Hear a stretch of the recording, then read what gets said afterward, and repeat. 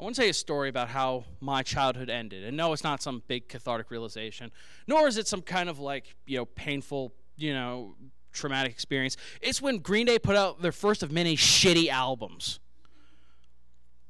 So, I remember when I was a kid, this is back in 1795. When I remember walking past my sister's room and she was playing her copy of Green Day's Dookie album, and I fucking loved it. When she was off doing her teenage thing, stole it, ran back into my room, and I just played it over and over and over and over and over and over and over.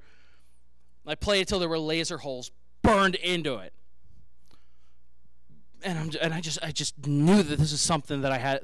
I knew this was my future musically. I knew that this was going to be a part of me, and it was because of Green Day. I got into bands like I got into Rancid, The Misfits, Operation Ivy. Really The Offspring, Goo Goo Dolls back when they were a punk band.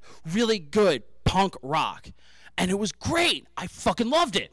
I found out that they had 2 albums before Dookie. So I got them and I listened to them and I listened to them and I listened to them and listened to them. I listened until they were like burned into like my inner ear and they had become part of my DNA. I fucking loved it. Then they released the Insomniac album. It was dark and it was vicious and I loved it. And I knew that this negativity and this darkness would carry me throughout my mid-20s. And throughout my mid-20s into my pseudo-adulthood, and all the way to and past this pseudo-grown-uphood that I'm a part of. So, then one day, I heard they're coming out with a new album. Yes! Fucking yes! And I heard the single, and I'm like, well, this shows promise, kind of. Well, who knows? Maybe the album weren't too bad, but this is the album where you notice that the band begins to explore and evolve as a band, meaning that their music becomes really, really shitty. I bought the album. It was still warm from the press when I bought it. Ran home, stuck it in my shitty little CD player, my stereo system that I had concocted via parts of old shit my dad had in the attic. Like fucking like silver, like 1970s look. It was actually kind of badass. You buff that shit and it shines great.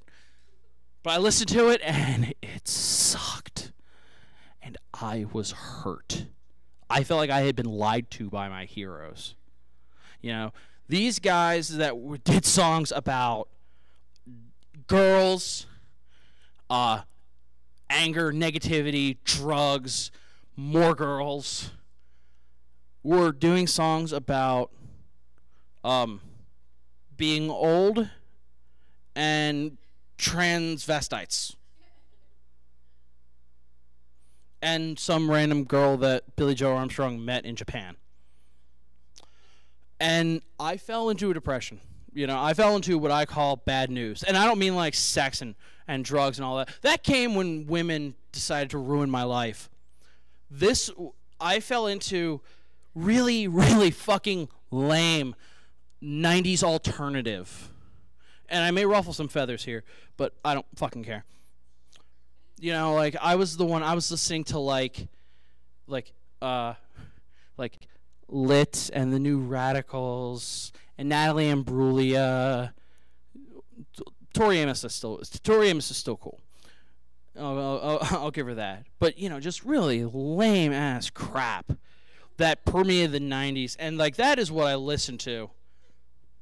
That is just what I listened to over and over, And then when I was in the 9th grade, my brother handed me a CD. Said, "You have to listen to this." He handed me a CD, and it was very simple. It was just an orange CD with a sun design on it. And it said one word, Godsmack. And that was when my life got back on track.